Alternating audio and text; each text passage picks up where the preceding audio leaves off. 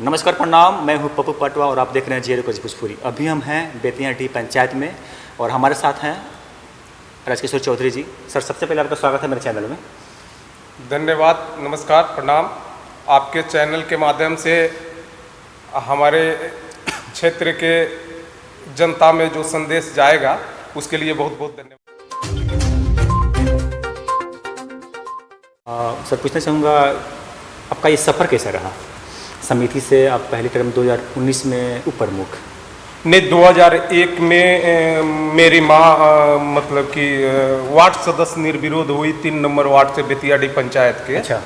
और उसके बाद से 2001 से लेकर 2006 तक वार्ड का जो है वो अच्छा से हम लोगों ने निर्वाह किया। अच्छा। और फिर 2006 में हमने पंचायत समिति के लिए नॉमिनेशन किया। अच्छा। और चुनाव जीता 2006 से लेकर के और 2011 तक मैं इस पोस्ट पे रहा। फिर 2011 में पंचायत समिति का ही हमने चुनाव लड़ा और हमारे यहाँ मुखिया जनरल नहीं था। अच्छा। आरक्षण में था। अच्छा। इसलिए फिर 2011 में हमने पंचायत समिति का ही नॉमिनेशन किया और हमारे पंचायत के लोगों ने काफ़ी मान सम्मान के साथ हमको फिर दोबारा जिताने का काम किया। अच्छा। और 2011 से लेकर के 2016 तक हम रहे। फिर हमारा सीट जो है वो आरक्षण में चला गया, महिला हो गया, जनरल महिला हो गया। तो फिर वाइफ का नॉमिनेशन हम करवाना नहीं चाहते थे, लेकिन हमारे समाज के लोगों ने दबाव दिया। अच्छा। कि नहीं, वाइफ का नॉमिनेशन आप करवाइए। तो फिर हम अपने वाइफ का नॉमिनेशन करवाए और फिर समाज के लोगों ने हमको प्यार दिया और फिर तीसरा बार भी हमको जिताने का काम किया। अच्छा। और उस समय से लेकर के आज तक मतलब कि हमने इस पद का गरिमा को बरकरार रखते हुए और समाज में घुल मिल करके रहना मतलब हमने सीखा और एक दूसरे के दुख दर्द में काम आने का काम किया और समाज का प्यार हमारे साथ इसी तरह से हमेशा बना रहा।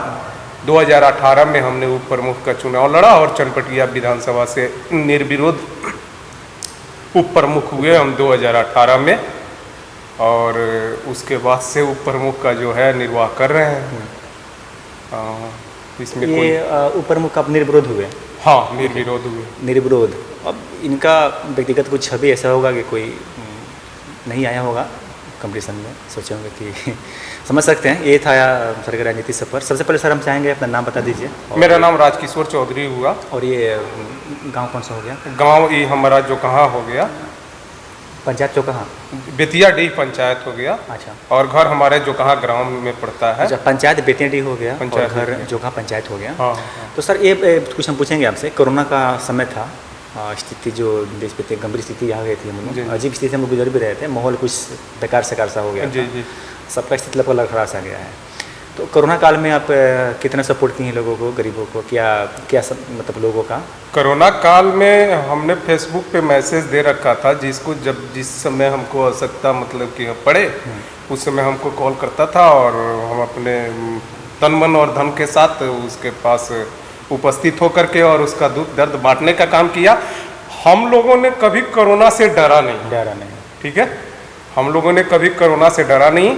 और ख़ास तौर पे हमारे प्रखंड के जो प्रखंड विकास पदाधिकारी डॉक्टर दीनबंधु दिवाकर हैं, उनसे हम लोगों को काफ़ी मतलब कि प्रेरणा मिलती है और काफ़ी ऊर्जावान व्यक्ति हैं और काफ़ी तेज़ तर्रार व्यक्ति हैं, मतलब काफ़ी जानकार भी हैं और उनके माध्यम से हम लोगों को काफ़ी मतलब कि प्रेरणा मिलती थी और हम लोगों के साथ काफ़ी उनका सहयोग रहा। अच्छा।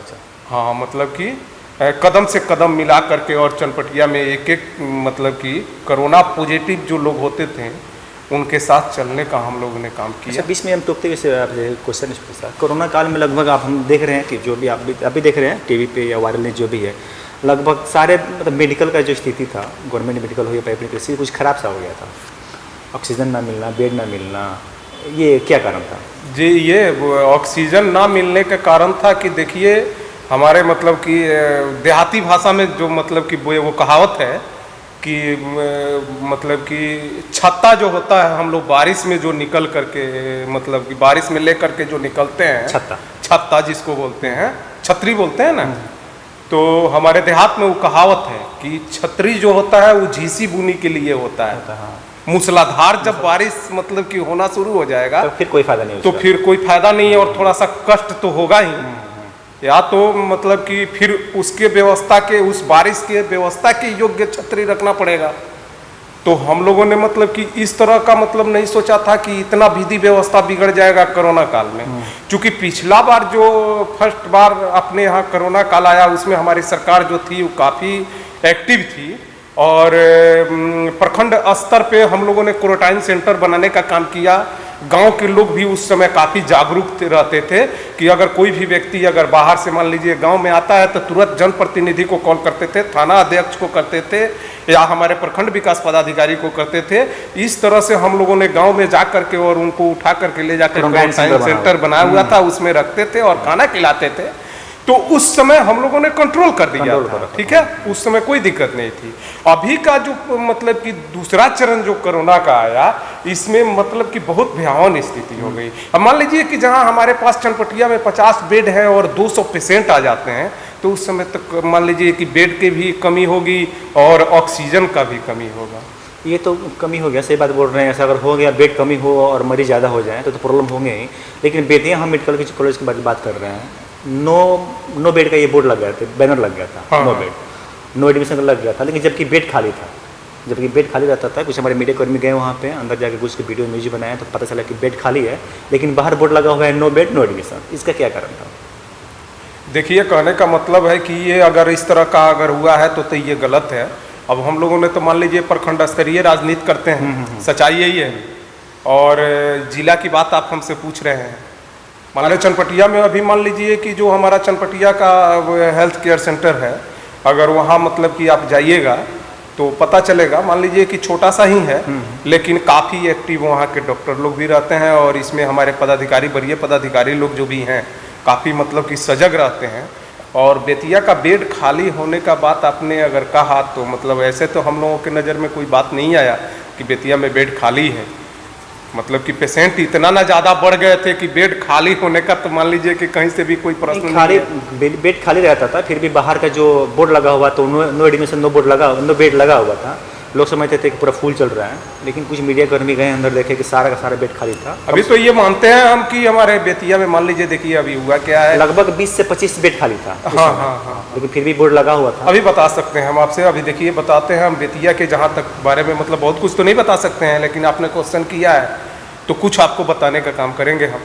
बेतिया में अभी जो फर्स्ट बार मेडिकल कॉलेज बना है अभी उसका व्यवस्था जो है सो चुस्त दुरुस्त तो है नहीं, अभी वही व्यवस्था है। और मतलब कि आपने जो देखा वो हम भी देखते हैं, अभी भी उसी व्यवस्था से मतलब कि बेतिया कॉलेज क्या बोलते हैं मेडिकल कॉलेज जो है उसी व्यवस्था से गुजर रहा है, जो कि महारानी जानकी कुंवर हॉस्पिटल जो था उस जिस परिस्थिति में था अभी भी हम भी मानते हैं इस चीज़ को कि उसी परिस्थिति से गुजर रहा है। अभी उसका व्यवस्था कोई मतलब सुदृढ़ नहीं हुआ है, लेकिन मेरा मानना है कि जिस तरह से सरकार का मतलब कि गाइडलाइन वहाँ चल रहा है आहिस्ते आहिस्ते सब दुरुस्त हो जाएगा। मतलब कहीं ना कहीं बेतिया में जो मेडिकल स्टाफ थे, डॉक्टर थे, लापरवाही कर रहे थे। हाँ, ये मानते हैं, लापरवाही तो बिल्कुल कर रहे थे और बदनाम सबके हो रहा था। हाँ, ये मानते हैं हम। इसमें भी थोड़ी सी कारण है।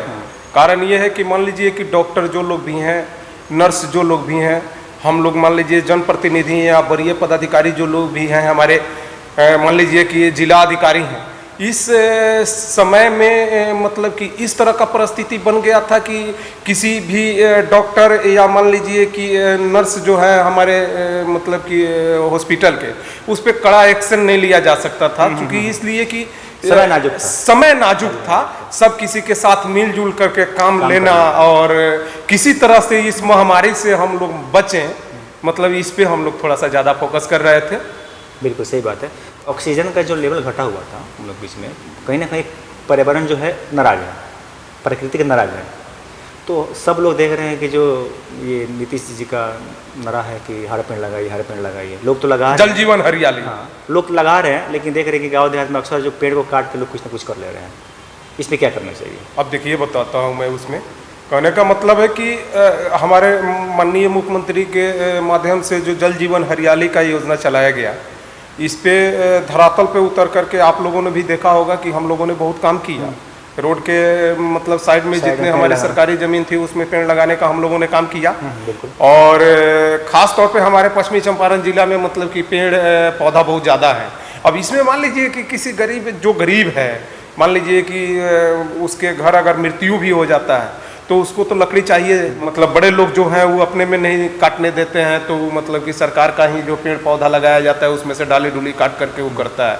लेकिन ये मेरा मानना है कि हमारे जिला में पर्यावरण का रोकथाम करने के लिए जल जीवन पर्याप्त। आपको अगर लगता है कहीं इसमें तो गलत मैं बोल रहा हूँ तो बताइए। बिल्कुल सही बात है। हमारे ये पश्चिमी चंपारण का, पूरे चंपारण की हम बात कर रहे हैं। हाँ, यहाँ का जो पर्यावरण है, पर्याप्त मात्रा में बिल्कुल ठीक ठाक है। बहुत अच्छी बात है, बहुत अच्छी है भी। चलिए सर, बहुत अच्छा लगा आपसे बात करके। और चलते चलते मैं कुछ पूछना चाहूँगा, कुछ बता दीजिए अपने जनता नागरिकों को आप, ताकि आपसे लोग मोटिवेट हो और कोई भी समस्या हो तो आपसे संपर्क करें, क्या करें क्या ना करें। जी मैं बता दूं आपसे कि हम लोगों का कार्यकाल तो 15-16 जून को समाप्त होने वाला है, लेकिन सरकार का मतलब कि हम लोग शुक्रगुजार हैं कि परामर्शी समिति में हम ही लोगों को मतलब सरकार ने रखा है।